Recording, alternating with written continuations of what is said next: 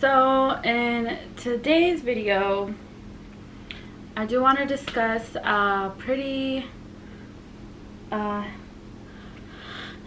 it's almost a hard topic for me because this kind of goes into like why it's taken me so long to really like want to do YouTube, or I'm gonna jump right into it. So basically, by the title of this video is about the hate that I've received for traveling, and it goes back to, I don't know if it's a culture thing, if it's just something that I experienced personally, but I did receive a lot of backlash for traveling. Things that a lot of, I would say, how I took it was, hateful comments that were told to me because I would choose to travel. And a lot of those things came from people who were in close relation to me, so family members. And what I will say is that nothing that anyone has ever told me has kept me from traveling or discouraged me from traveling. It just really made me not be as open about it. So what I will start with is that when my very first international trip, people were so excited for me, and a lot of that, I was in high school. I would say things changed when I became an adult, that I was being told that I was selfish for wanting to travel, that I didn't deserve to go out and enjoy traveling.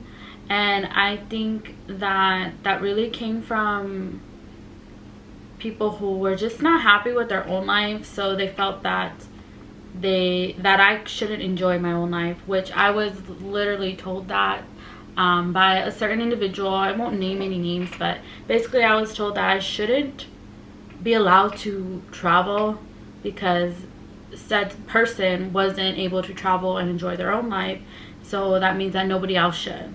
I kind of took that to heart, and after I was told that, I never publicly really spoke about my travels. I would keep it low-key.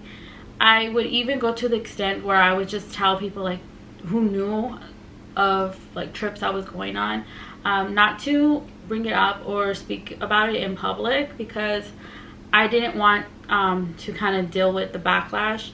And I know it's you can have this "oh, I don't care" attitude, but at the end of the day, you just want to enjoy yourself and not hear people's opinions and their negativity around something that you are doing to enjoy your own self. Another thing I was told is that I was wasting my money, and I think a lot of people felt strongly that it was a waste of money to travel. One thing I would say is that I will do what I please with my money, and I don't feel like traveling is a waste of money. I would get a lot of backlash because I didn't know how to drive when I was younger. I didn't have a driver's license until I was 24, and prior to that, I didn't drive. I didn't have a car, and people would tell me, you need to be saving for a car, you're wasting your money on traveling. And at that time, I just didn't have the desire to drive. I did not want to get my license.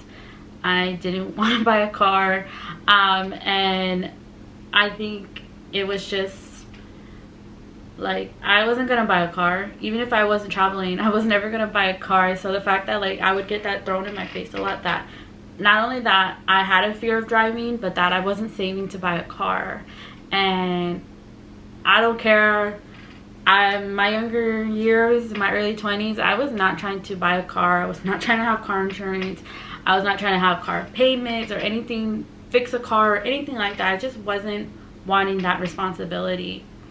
Another thing too, and I feel like a lot of people feel at certain ages you need to hit these milestones in your life, and I wasn't hitting those milestones. So a lot of people would tell me, and I even kind of got into it with a family member, is that I needed to be saving to buy a house. I had no desire to buy a house, especially in my early 20s. I was single. I don't have kids, and I was not trying to like plant roots and settle down and buy property. That just was the furthest thing from my mind.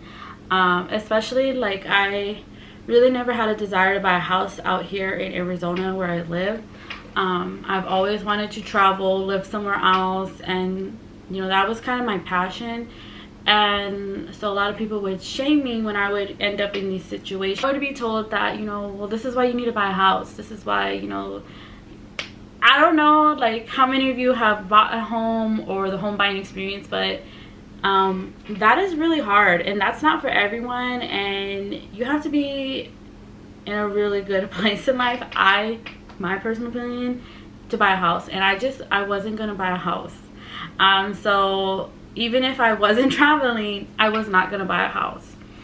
A lot of backlash I would receive too is I would be told that I was selfish because I would basically treat myself to these trips with my own money that I worked for. I would work 2 jobs. I mentioned that before. And I was a full-time student. I've had my bachelor's and my master's, and during both of my grad and undergrad, I would work 2 jobs at a time while still being a full-time student. But I would get told that I was selfish and that I should have been helping family instead of putting my money towards my travels. So that was another thing too, is that after like you hear so many negative things, I kind of like I didn't want to share my travels, and I think that kind of prevented me for a long time just even really sharing my life at all, because there would be people who would comment.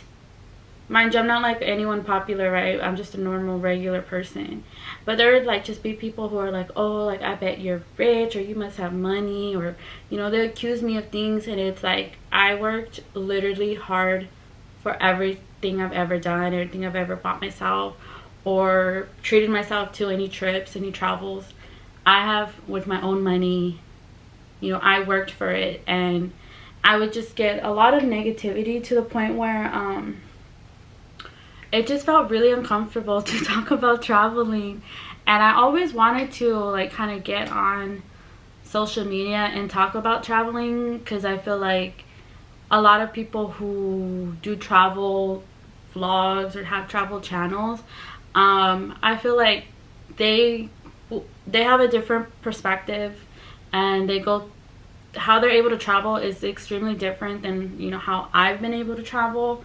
So I feel like there has to be some people out there like me who maybe have had to work 2 jobs to get themselves something special, such as a trip, or maybe did struggle with their family supporting their dreams and aspirations of travel. I don't know, but I just feel like we don't all come from the same walks of life, and that somebody out there will have maybe a shared experience, or maybe I could shine light for somebody who has had difficulties and with trying to make their dreams come true, and facing a lot of backlash, being told that I need to settle down and have kids, I need to buy property, or that I either didn't have a car or I didn't have a good enough car, all these things that I was being told, and that I needed to basically get a real life. And I always felt like so against that. I feel like you should always follow your dreams. You should, if you really want something, no matter what people say or think, you should go after it, because obviously look at now, like you don't know what tomorrow brings, and you need to book that flight, book that trip, treat yourself. Don't wait until you're retired to go travel.